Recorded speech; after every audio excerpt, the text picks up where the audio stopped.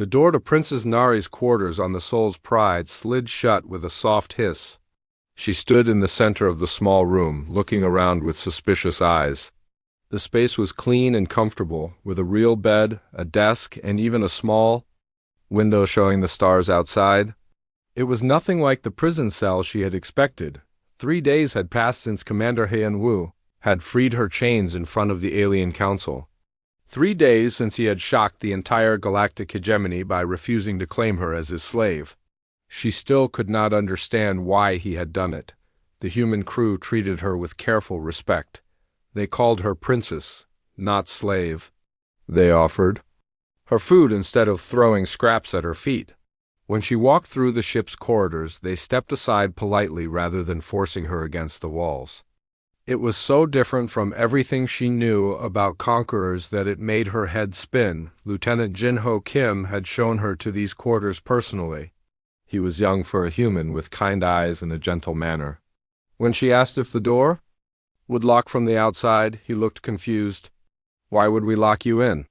he had asked. "Commander Park said you are our guest, not our prisoner." Guest. The word felt strange in her mind. Valyrian royalty had not been guests anywhere for 3 generations.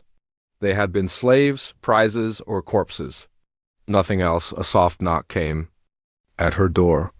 Nari tensed, her empathic abilities immediately sensing the emotional signature outside. It was calm, patient, with no hint of cruelty or lust.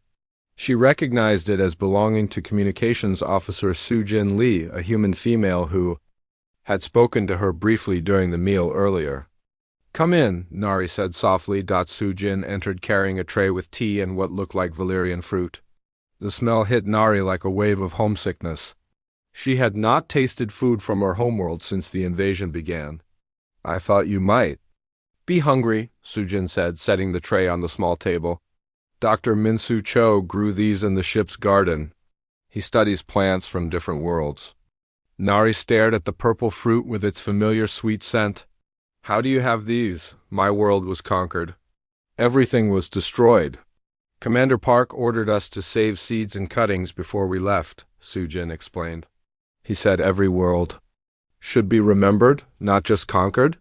The princess picked up one of the fruits with trembling hands. She bit into it, and tears ran down her blue cheeks as the taste of home filled her mouth. Soo-Jin sat quietly, giving her time to feel the emotions without judgment. "Why?" Nari asked finally. "Why does he do these things? What does he want from me?" Soo-Jin was quiet for a moment, choosing her words carefully. "The commander is different from most humans in the hegemony forces. He joined because Earth was threatened, not because he wanted to conquer worlds.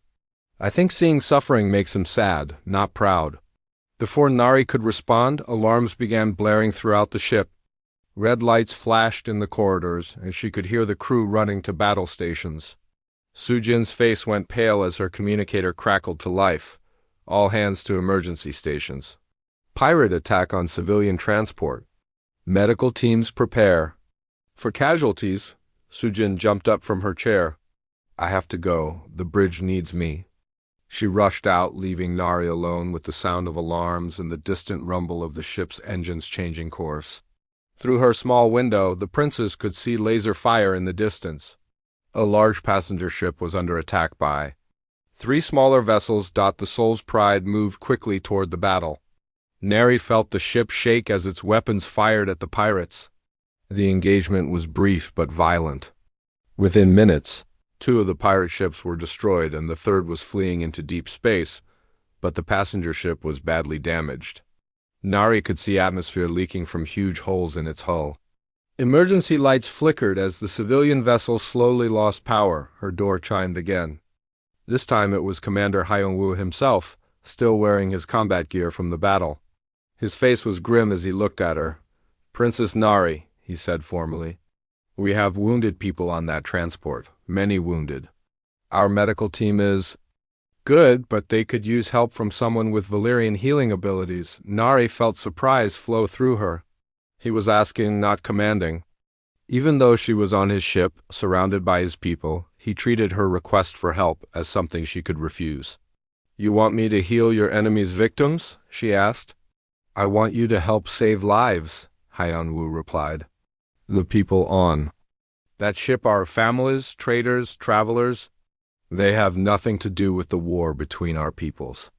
Nari studied his face with her empathic senses. She felt no deception, no hidden agenda, just genuine concern for strangers who were suffering. It was so unlike every other conqueror she had ever encountered that it made her question everything she thought she knew about humans. If I help, she said slowly, what do you gain? People live instead of die, Hyun-woo answered simply. That's enough. 30 minutes later, Nari found herself in the medical bay of the transport ship, working alongside Dr. Min-soo Cho to save the wounded. The human doctor was skilled and gentle, treating alien patients with the same care he gave to humans. When she showed him how Valerian healing energy could speed tissue repair, he watched with fascination instead of trying to control or exploit her abilities. Amazing, he whispered as her blue hands glowed softly over a child's broken arm. The bone is actually rebuilding itself. How do you channel life energy like that? It is something all my people can do, Nari explained, moving to help an elderly passenger with internal injuries. The hegemony enslaves us for this gift. They force us to heal their soldiers so they can fight more wars. Dr. Cho's face darkened with anger. That's horrible. Healing should be about saving lives, not enabling more violence. They worked together for hours, moving from patient to patient. Nari found herself explaining Valerian medical techniques while learning about human surgical methods. The combination of their knowledge saved lives that neither could have saved alone. As they worked, she noticed something strange. The human crew treated the alien passengers with the same care they gave their own people. There was no discrimination, no cruelty toward the conquered species. When a young Zephyrian girl cried for her mother, Lieutenant Jinho stayed with her, holding her hand until the family was reunited. I don't understand you people, Nari said to Dr. Cho as they finished treating the last patient. What do you mean? He asked, cleaning his instruments. Every other species in the hegemony sees conquest as a chance to prove superiority. They enjoy the suffering of those they defeat. But your humans seem to find no pleasure in victory over others. Dr. Cho was quiet for a moment, thinking about her words. Maybe that's because we remember what it felt like to be conquered ourselves. Earth barely survived joining the hegemony. We know what it's like to be powerless. As they prepared to return to the Soul's Pride, Nari felt something she had not experienced in years. Not hope exactly, but the absence of despair. These humans were different. They had power but chose not to abuse it. They won battles, but took no joy in others' pain. For the first time since her capture, Princess Nari began to wonder if there might be another way to live in this galaxy. A way that did not require masters and slaves, conquerors and conquered. The thought terrified and thrilled her in equal measure. The massive hegemony battle fleet dropped out of hyperspace like a swarm of angry insects. Princess Nari watched from the bridge of the Soul's Pride as dozens of warships appeared on the tactical display. Their weapons already charging for battle? She had been living among the humans for 2 weeks now, learning their ways and beginning to trust their strange kindness. But seeing the overwhelming force arrayed against them, she felt her hope crumble like sand. 57 ships, reported Tactical Officer Yoon-ji Park, her voice steady despite the impossible odds, including 3 dreadnoughts and Admiral Vekmar's flagship. Commander Hyun-woo stood calmly in the center of the bridge, studying the enemy formation. His small fleet consisted of only 5 ships. The Soul's Pride, 2 escort cruisers, a supply vessel, and Captain Du Yan Kong's destroyer Guardian. Against the hegemony armada, they looked like minnows facing sharks. Incoming transmission, announced Su Jin from her communications post. The main screen flickered to life, showing the hideous face of Chancellor Vexstar. His red scales gleamed with moisture, and his yellow eyes burned with fury. Behind him stood Admiral Vekmar, a spider-like creature whose 8 arms ended in razor-sharp claws. Commander Park, Vexstar hissed. You have defied hegemony law by refusing your rightful prize. You have insulted our customs and made yourself an enemy of order itself. Hyun-woo stepped forward, his hands clasped behind his back. I freed an innocent person from slavery. If that makes me your enemy, so be it. Innocent? Vekmar's voice sounded like grinding metal. She's conquered property, nothing more. Return her immediately for proper conditioning, and we may show mercy to your crew. Nari felt the emotions of everyone on the bridge through her empathic abilities. Fear, yes, but also determination. These humans were genuinely prepared to die rather than hand her over to slavery. The knowledge filled her with wonder and guilt. In equal measure, I will go, she said, stepping forward. Let me surrender myself. These people should not suffer for my freedom. No, Hyun-woo's voice was quiet but final. Freedom isn't something you trade away to protect others. It's something you defend together. Dr. Min-soo Cho spoke from his position at the medical station. Princess, we've seen what the hegemony does to your people. We won't be part of that system anymore. Captain Du-yeon Kang's voice crackled over the communication system from her. Ship, Commander, my crew stands with you. We knew this day might come when we chose to serve with honor instead of fear. Vextar's roar of rage filled the bridge. Then you have chosen death? Admiral Vekmar, destroy them all? Let this be a lesson to any who think they can defy the natural order. The transmission ended and the hegemony fleet began moving into attack formation. Their ships were massive things, built for intimidation as much as warfare. The largest dreadnought was 3 times the size of the Soul's Pride. All ships, battle stations, Hyun-woo ordered calmly. Remember what we're fighting for.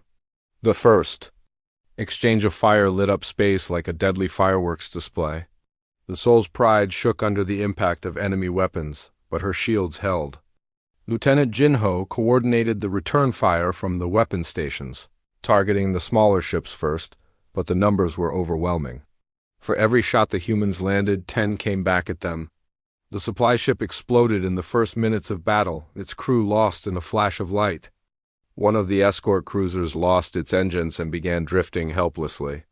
Hull breach on Deck 7, reported Engineer Tae Min-yoon over the intercom. Sealing emergency bulkheads. Nari watched the tactical display with growing horror.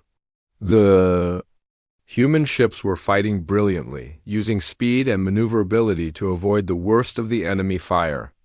But they were being worn down like wolves surrounded by a pack of bears. Then something unexpected happened. As the Soul's Pride rolled to avoid a massive plasma blast, Nari felt something stir in her mind.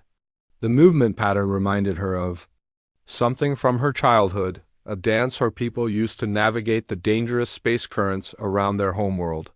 Commander, she said urgently, let me help with navigation. I know techniques that might give us an advantage.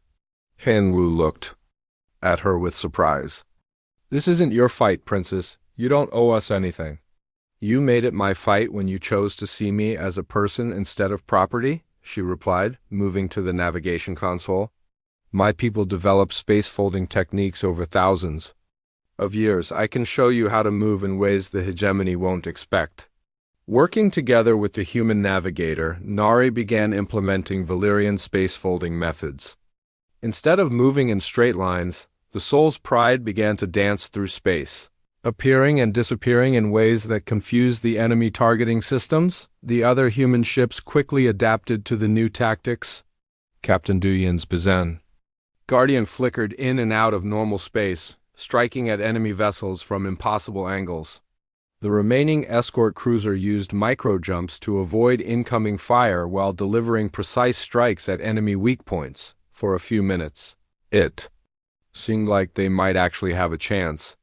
The hegemony ships were having trouble targeting vessels that could bend space around themselves. Several smaller enemy ships were destroyed by the humans. Sudden tactical advantage. But Admiral Vekmar was not fooled for long. He began spreading his ships out, creating overlapping fields of fire that made space folding irrelevant. There were simply too many enemies shooting from too many directions. Commander, Captain Du-yeon's voice came over the communication system, heavy with static from battle damage. My ship is critically damaged. I'm going to ram the lead dreadnought. Maybe that will give you time to escape. Negative, Du-Yan, Hyun-woo replied firmly. We don't abandon our own. Sir, with respect, someone needs to survive to tell this story. To let people know that humans chose to fight for freedom instead of accepting slavery as normal. Before Hyun-woo could respond, enemy boarding pods began attaching to the Soul's Pride's hull. The ship shuddered as cutting beams began slicing through the armor. Boarding parties, announced Jin-ho grimly. They're coming through the cargo bay and engineering section. The sound of weapon fire echoed through the ship as the crew fought to repel the invaders. Nari could feel the fear and determination of the humans around her, their emotions mixing with her own until she could barely tell where she ended and they began. Admiral Ishimura's forces were not trying to destroy the Soul's Pride anymore. They wanted to capture it intact, to take Nari alive and make an example of Hyun-woo for the rest of the galaxy to see. Princess, Hyun-woo said, drawing his sidearm as the sound of fighting grew closer. Whatever happens, remember that you are free. No one can take that from you now. The bridge doors exploded inward and hegemony soldiers poured through. They were a mix of species, all armed with energy weapons and wearing the black armor of the elite guard. Leading them was Admiral Vechamur himself, his 8 arms moving independently as he scanned the bridge for targets. Surrender now, the Admiral demanded, and your deaths will be quick. Instead of surrendering, the human bridge crew opened fire. The battle was fierce, but brief. The humans were outnumbered and outgunned, but they fought with the desperation of people protecting something precious. Hyun-woo threw himself in front of Nari as enemy fire swept the bridge.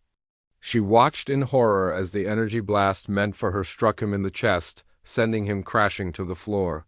His uniform began to smoke from the massive wound. No! Nari screamed, dropping to her knees beside him. His eyes were already growing dim, life fading from his body with each labored breath. Around them, the remaining crew members fell one by one. Sujin collapsed at her communications post. Jin-ho tried to reach his commander but was cut down by enemy fire. Dr. Minsu fought with a medical scanner in one hand and a pistol in the other until overwhelming numbers brought him down. Admiral Vechamur approached the kneeling princes with satisfaction gleaming in his compound eyes. The human is dead and his rebellion dies with him. You will return to your proper place as property of the hegemony.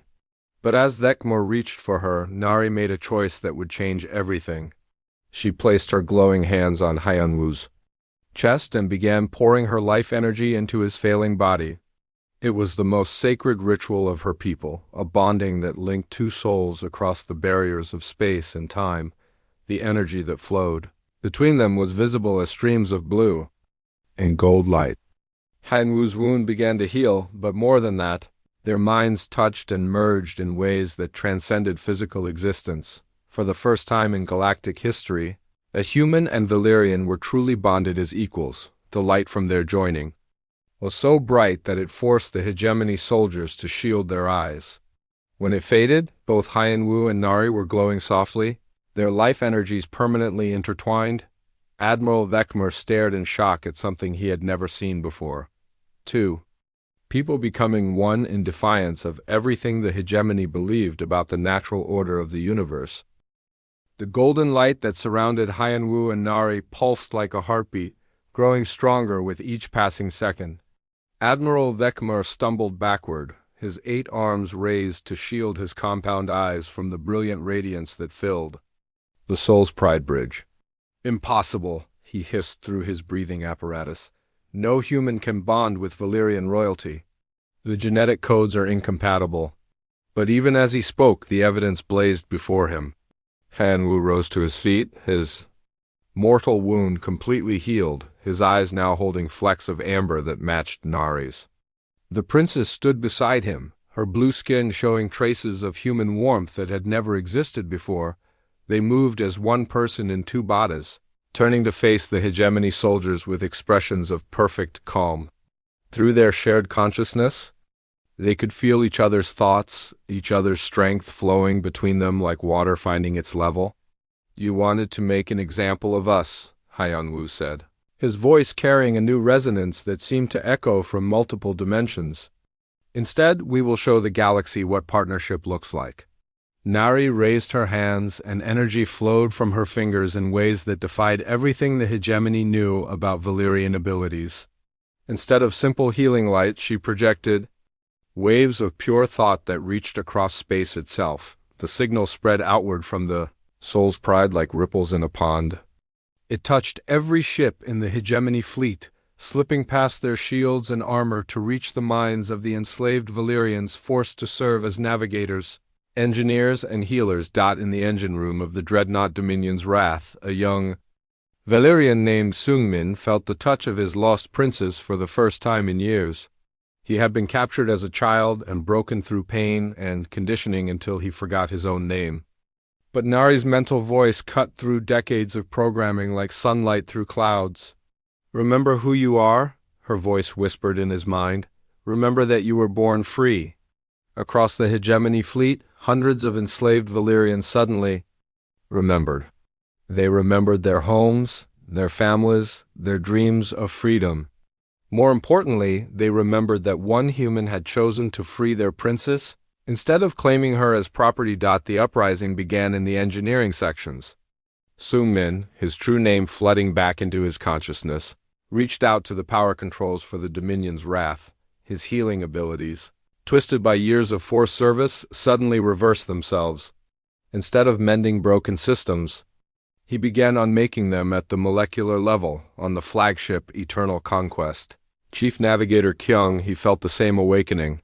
She had guided this ship through hundreds of battles, helping the hegemony conquer world after world.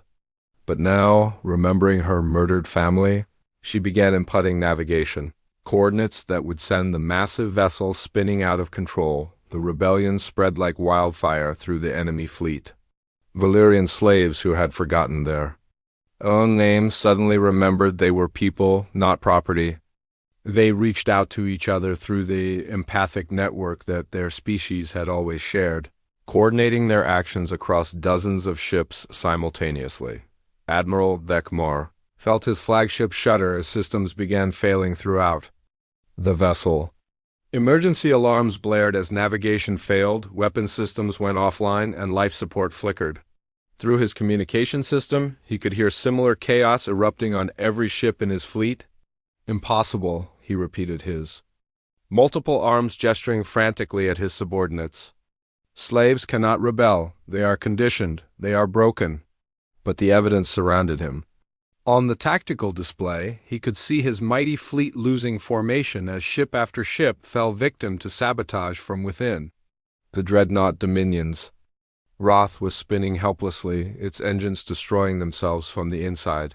The heavy cruiser Final Victory had lost all power and was drifting like a dead whale. "They're not slaves," Nari said, her voice carrying across the communication channels to every ship in the fleet. "They never were. They are people who were stolen from their homes and forced to forget their names. But I remember their names. I remember who they really are."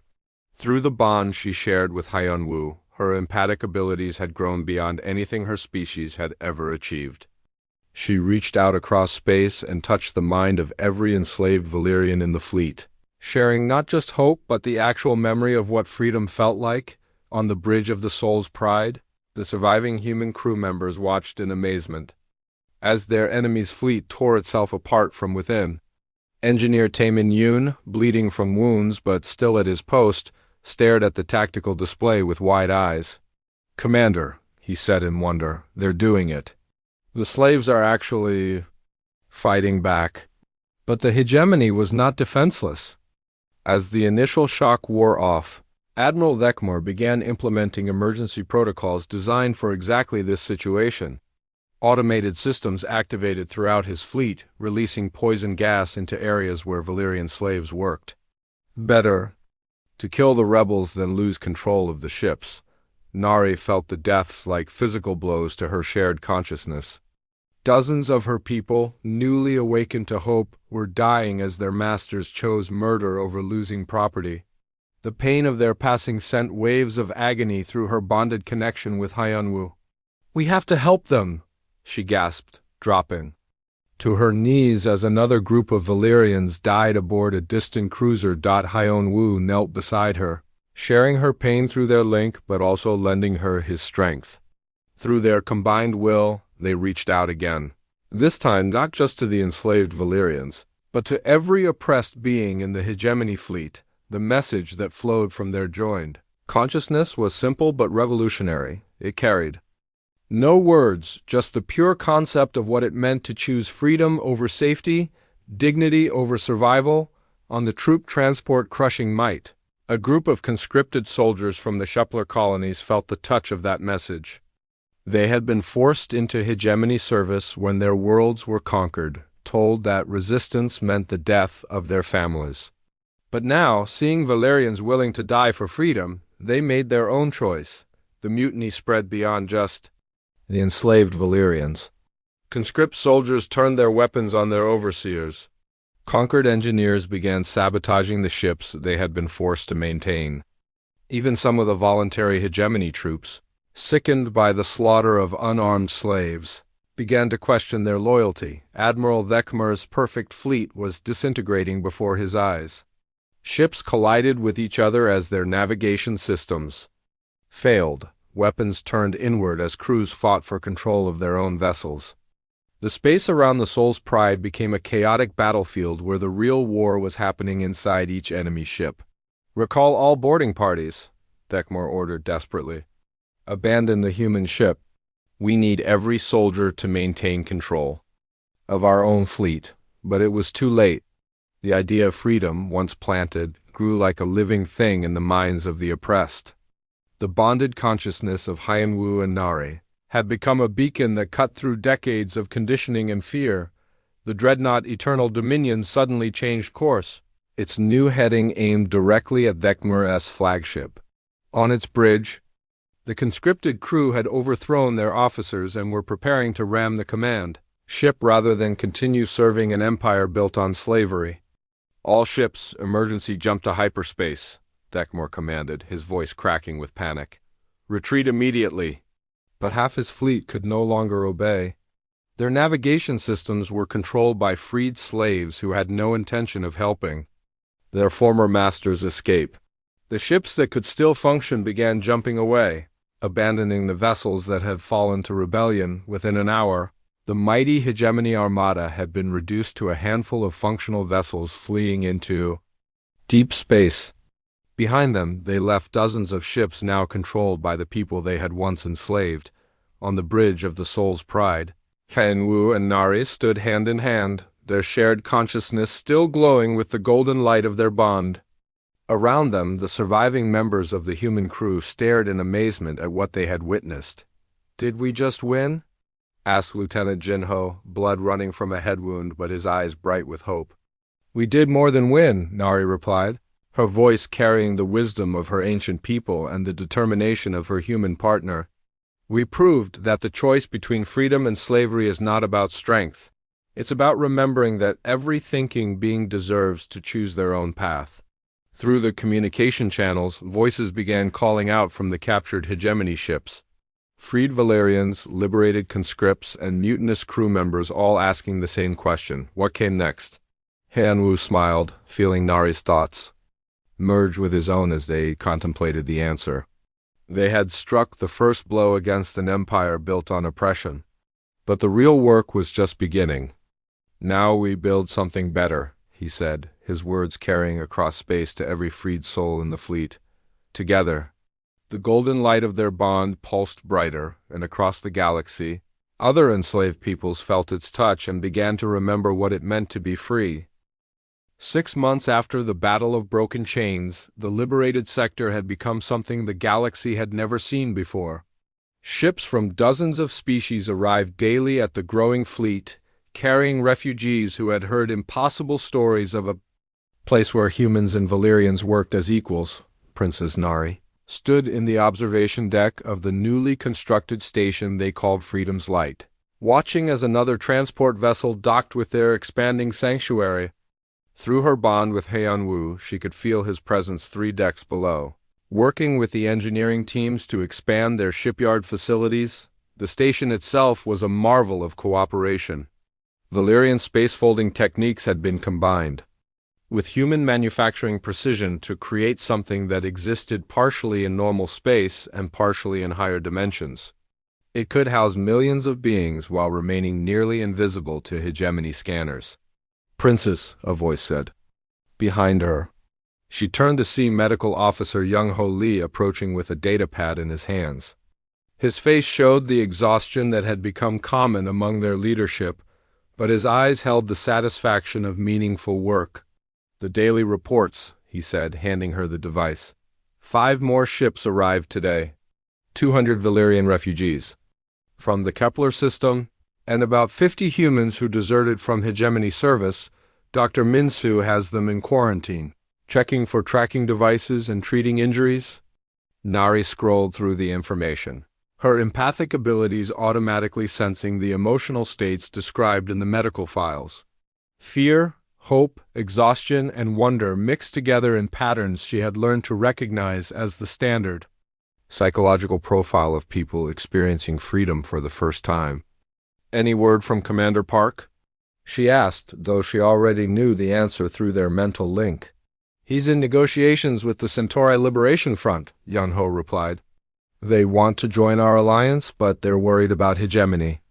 Retaliation against their home colonies." It was a common concern. Every species that considered joining their growing coalition had to weigh the benefits of freedom against the very real threat of hegemony vengeance. The alien empire had not been idle in the months since their fleet was destroyed. Reports reached them daily of increased patrols, harsher punishments for conquered peoples, and new weapons being deployed against suspected rebels through her. Connection with Haiyan Wu, Nari felt his frustration as the negotiations stalled once again. The Centaurians wanted protection guarantees that the Alliance simply could not provide. Their fleet was growing, but it was still tiny compared to the hegemony's military might. "Princess," another voice interrupted her thoughts. She turned to see diplomatic liaison Hai-Jin Moon hurrying toward them with an expression of barely controlled excitement. "What is it?" Nari asked, setting down the datapad. "We just received a coded transmission from inside hegemony space," Hai-Jin said breathlessly. "It's from a group calling themselves the Underground Railroad. They claim to be hegemony citizens who are secretly helping enslaved peoples escape." The news sent a thrill of hope through Nari's shared consciousness. Until now they had assumed that all voluntary hegemony members supported the Empire's system of slavery and conquest. The idea that some might be working from within to undermine it was revolutionary. "How do we know it's not a trap?" Young-Ho asked suspiciously. "We don't," Hai-Jin admitted. "But they sent specific information about hegemony fleet movements that proved accurate, and they claim to have helped 17 Valyrian families escape from the industrial world of Sigma-7. Nari felt Han-Wu's attention focus on their conversation through their bond. Even from across the station, his tactical mind was already analyzing the implications of having allies inside enemy territory. "Set up a secure meeting," she decided, "but take precautions. If this is genuine, it could change everything. If it's a trap, we need to be ready." As Hai-Jin hurried away to make arrangements, Nari returned her attention to the viewport. The growing fleet of liberated ships spread out before her like a small city in space. Valyrian healing ships worked alongside human manufacturing vessels. Former slaves who had forgotten their own names now taught children from a dozen different species about the cultures they were reclaiming, but she knew their sanctuary was fragile. Intelligence reports suggested that Supreme Overlord Krathik himself was taking personal interest in their rebellion. The most powerful being in the galaxy was reportedly mobilizing resources for a final strike that would crush their movement and serve as an example to others. The communication panel beside her chimed with an incoming priority message. Nari activated the display to see the worried face of engineer Taemin Yoon calling from the sensor array. "Princess, you need to see this," he said urgently. "Long-range scanners are picking up massive energy signatures at the edge of the system. It looks like something big is coming." Nari felt ice form in her stomach as she accessed the sensor data through her neural interface. The readings showed energy patterns consistent with a hegemony superweapon, something far beyond even the dreadnoughts they had faced before. Through her bond, she felt Haiyan Wu's shock and determination as he accessed the same information. He was already moving toward the command center, his mind racing through tactical possibilities. The communication system crackled to life with an announcement that froze everyone on the station. "This is Supreme Overlord Krathik of the Galactic Hegemony." The voice was like grinding stone, ancient and cold. "You have infected my empire with the disease of rebellion. You have taught slaves to believe they can be equals. This ends now." The main display activated, showing the massive form of the hegemony leader. Krathik was old, even by galactic standards, his species having ruled the empire for over 1,000 years. His body was a fusion of organic and mechanical parts, more machine than living being after centuries of cybernetic enhancement. "I offer you one final chance at redemption," Krathik continued. "Surrender the Valyrian princes and the human commander, who corrupted her. Return to your proper places as servants of the natural order. Do this, and your deaths will be swift." Behind him, the tactical display showed what was approaching. The planet killer's weapon array reached full charge as Nari and Haiyan Wu's physical forms became translucent in the dimensional manipulation chamber. Their bodies were converting to pure energy, their life forces merging into something that existed between realities. Through the station's communication system, reports flooded in from across the galaxy. The message of their intended sacrifice had spread faster than anyone thought possible. On the slave world of Epsilon 9, Valyrian, workers had stopped their forced labor to watch the sky, waiting for a sign that freedom was worth dying for. In the human colonies near Proxima Centauri, families gathered around communication screens, holding their breath as they watched two people prepare to save their world. Supreme Overlord Krathik's voice boomed across all frequencies, his ancient rage filling the space between stars. "Foolish children. You think your pathetic gesture will inspire others to rebel? I will make sure the galaxy remembers what happens to those who defy the natural order." The planet killer's main weapon fired. A beam of pure destruction, wider than most cities, lanced out toward Earth. It carried enough energy to boil oceans and crack continents.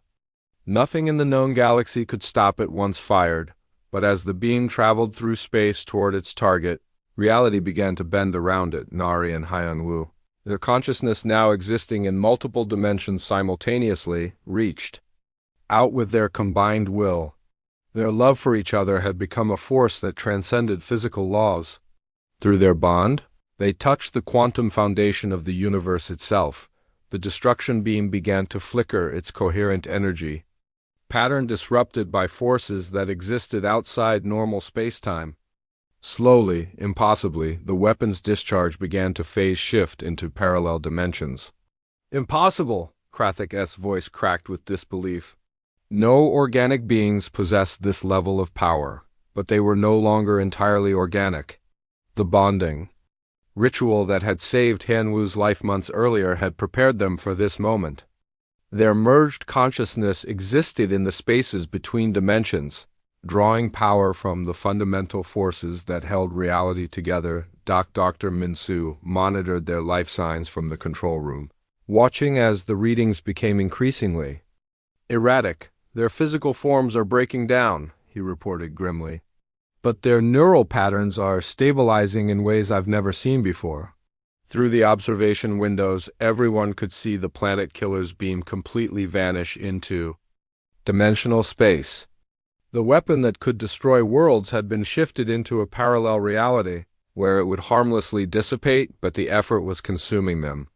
Nari and Haiyan Wu's bodies became completely transparent, their forms held together only by the golden light of their shared bond. They were burning their very existence as fuel for the reality manipulation. "It's working," Captain Duyan announced from the tactical station.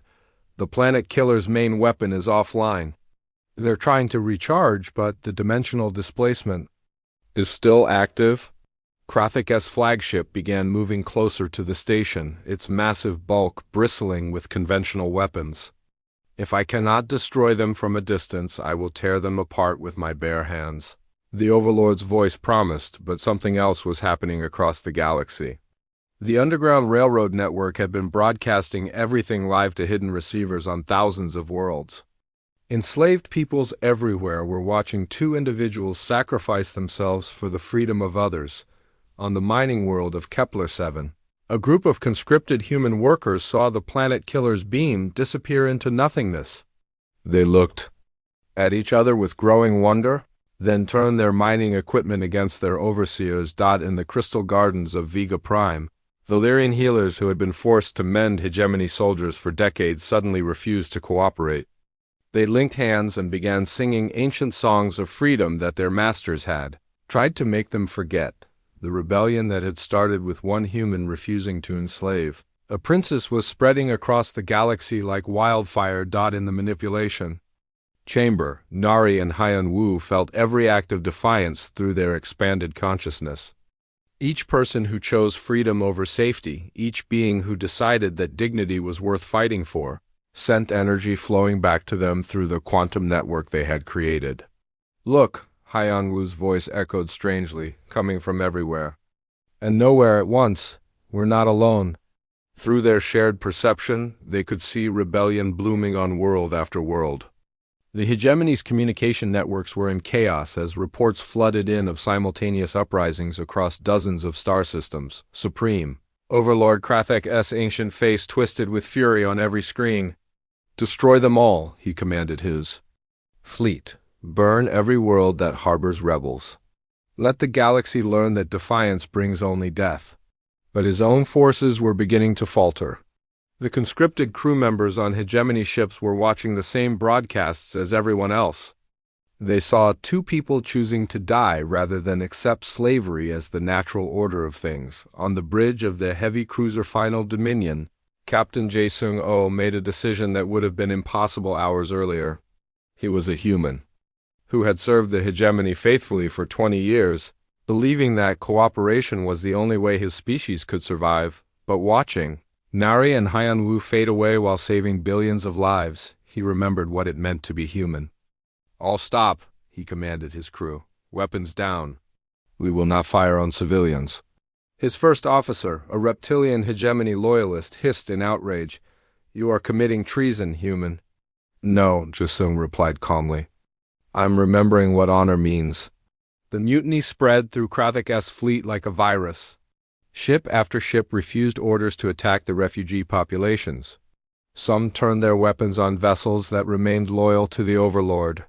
Others simply powered down their systems and drifted in space, their crews unwilling to participate in genocide. In the manipulation chamber, Nari and Hyun Woo felt their physical existence finally slip away completely.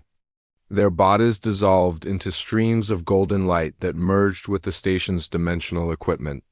But their consciousness survived, linked together by a love that had literally transcended death. We did it, Nari's voice whispered through the quantum foam between realities. The galaxy is remembering what freedom means. But their sacrifice had one final gift to give. As their merged consciousness settled into the spaces between dimensions, they became something unprecedented in galactic history. They were no longer limited by physical form or the boundaries of normal spacetime. Their awareness spread outward, touching every enslaved mind in the galaxy. Not commanding or controlling, but simply offering the memory of what it felt like to choose. On 1,000 worlds, beings who had forgotten their own names suddenly remembered. Children who had been born into slavery looked up at the stars and understood that they were meant to be free. Adults who had accepted oppression as inevitable began to imagine a different way of living. Supreme Overlord Krathek found himself commanding a fleet in open rebellion and an empire crumbling from within. His communication with the planet killer was cut off as its crew refused to take orders from him. The weapon that was supposed to enforce his will had become useless. This is not over, he declared, his cyborg form trembling with rage. I will hunt down every rebel, burn every world that defies me. Order will be restored. But even as he spoke, his own flagship was being taken over by mutinous crew members. The idea of freedom had become a living thing. spreading through minds and hearts faster than any weapon could stop it. Admiral Mi Young Kim, who had once served the hegemony without question, now stood on the bridge of her liberated dreadnought and opened communication channels to the refugee fleet. "This is the Free Alliance ship Eternal Liberty," she announced. "We stand with those who choose freedom over submission. Who will join us?" The response came from across the galaxy. Ships, fleets, entire star systems declared their independence from hegemony rule. The Underground Railroad emerged from hiding, revealing a network of resistance that had been growing in secret for generations. On Freedom's light station, the surviving leaders watched in amazement as their tactical displays filled with green signals. Ships that had been enemies hours before were now requesting permission to join their alliance. Dr. Min-Soo monitored the dimensional equipment that had become Nari and Hyun-Woo's final resting place. The readings showed stable energy patterns that pulsed like a heartbeat, proving that some aspect of their consciousness survived in the quantum realm. "Can you hear us?" he asked the golden light that still flowed through the chamber. The answer came not in words but in feelings that touched every mind on the station.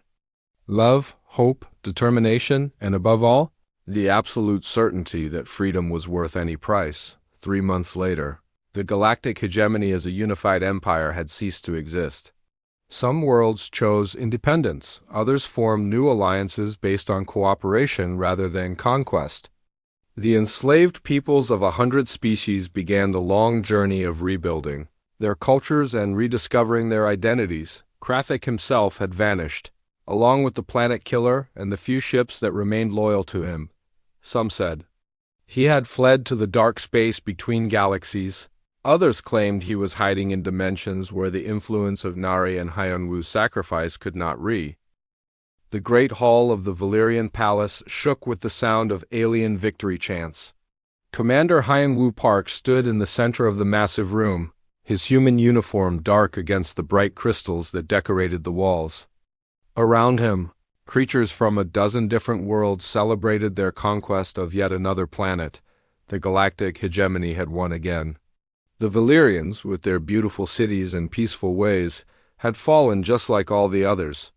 Their blue-skinned people were now slaves, their children taken to work in distant mines, their adults forced to serve their new masters. Hyun-Woo felt sick watching the celebration, but he kept his face blank. He had learned long ago that showing weakness among these aliens meant death. The reptilian beings hissed with pleasure as they counted their new slaves. The insect-like creatures clicked their mandibles in rhythm with the victory songs. Chancellor Vexstar, a massive lizard-like being with red scales and yellow eyes, raised his clawed hand for silence. The celebration stopped immediately. All eyes turned to the human commander who had made this victory possible. "Commander Park," the Chancellor's voice echoed through the hall like grinding stone. "Your tactical genius has given us another world. The Valyrian defenses fell before your strategies like leaves before winter wind." Hyun-Woo said nothing. He had done his job, nothing more. The humans had joined the hegemony 50 years ago when Earth faced destruction from space raiders. It was serve or die, and humanity had chosen to live. Now human soldiers fought for alien masters across the galaxy. "For your service," Vexstar continued, "you have earned the greatest honor we can give, the prize of war, as is tradition." 2 massive guards dragged something forward through the crowd. As they came closer, Hyun-Woo saw it was not something, but someone. A Valyrian female, her hands bound behind her back with energy chains that glowed like fire. Her blue skin was marked with cuts and bruises, but she held her head high. The guards threw her down at Hyun-Woo's feet. She looked up at him with eyes like liquid amber, full of hate and defiance. Her crystalline hair, once probably beautiful, was now tangled and dirty. But even beaten and chained, she radiated strength that made the alien crowd step back slightly. "Behold Princess Nari of the Valyrian royal house," Vexstar announced with obvious pleasure. She led their final resistance. Her people died trying to protect her. Now she is yours, Commander. Your personal trophy to do with as you wish. The crowd cheered again. This was how things worked in the hegemony. Conquerors claimed the most valuable prizes from defeated worlds. Usually it was treasure or rare materials. Sometimes it was people, especially those with special abilities. The Valyrians were prized slaves. Because of their natural healing powers and ability to sense emotions, Princess Nari struggled to her knees, never taking her eyes off Hyunwoo. He could see she expected him to claim her like all the other conquerors before him. Her people had been enslaved by the hegemony for generations. She knew what came next. Take her, Vextar urged. Break her spirit, make her serve you as her people now serve us. It is your right as victor. The alien crowd pressed closer, eager to see the human claim his prize. Some were taking bets on how long it would take to break the princess. Others discussed the best methods for training royal slaves. Hyunwoo looked down at the kneeling woman. She was probably his age, maybe younger. Her amber eyes held pain but no surrender. Even chained and defeated, she refused to bow her head. There was something in her gaze that reminded him of his sister back on Earth, the same stubborn strength. That had gotten her in trouble as a child. He thought about his orders. Command had been clear. Take whatever rewards the hegemony offered. Build relationships with alien leaders. Keep humanity's position in the alliance strong. Taking the princess as his slave would please the chancellor and improve human standing. In the hegemony, but looking at Nari's proud face, Hyunwoo felt something crack inside his chest. This was a person, not a thing to be owned. She had a name, a family, a life before the conquest. She was someone's daughter, maybe someone's sister. How could he claim ownership of another thinking being? The energy chains around her wrists sparked as she tried to move. They were designed to cause pain if the prisoner struggled. Hyunwoo had seen these chains used on human prisoners during the early days of Earth's conquest. He remembered the screams. Well, Commander? Vextar's voice carried impatience. Claim your prize. The ceremony must be completed. Hyunwoo stepped closer to the princess. The crowd grew quiet, waiting for him to place his hand on her head and speak the ritual words that would make her his property. Instead, he knelt down and reached for the control device on her chains. What are you doing? Vextar demanded. Hyunwoo pressed the release sequence he had memorized from his military training. The energy chains dissolved into sparks and vanished. Princess Nari's eyes widened in shock as her hands came free for the first time in days. The alien crowd gasped. Several creatures began hissing in anger. This was not how the ceremony was supposed to go. Hyunwoo stood up and stepped back from the freed princess. She remained kneeling, staring at him in complete confusion. No conqueror had ever released a prize slave during the claiming ceremony. I don't collect people, Hyunwoo said simply, his voice carrying clearly through the silent hall. The words hit the crowd like a physical blow. Chancellor Vextar's eyes blazed with fury. You refuse the prize of war? This is unheard of, impossible. I refuse to own another person, yes, Hyunwoo replied calmly. Princess Nari slowly stood up, rubbing her freed wrists. She looked at the human commander like he was some strange creature she had never seen before. Her amber eyes searched his face for signs of deception or hidden cruelty. Then what do you want? She asked, her voice soft but steady. Hyunwoo met her gaze directly. Nothing from you that you don't choose to give freely.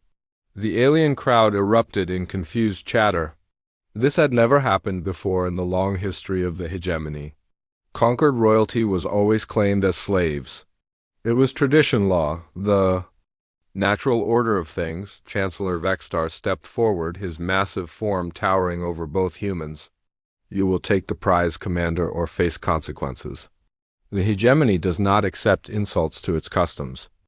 Hyunwoo felt the weight of every alien eye in the room. His choice would echo far beyond this moment. It might even reach Earth and bring punishment on his entire species. But looking at Princess Nari's face, seeing the hope beginning to replace despair in her amber eyes, he knew he could not change his mind. Then I accept the consequences, he said quietly. The great hall fell completely silent.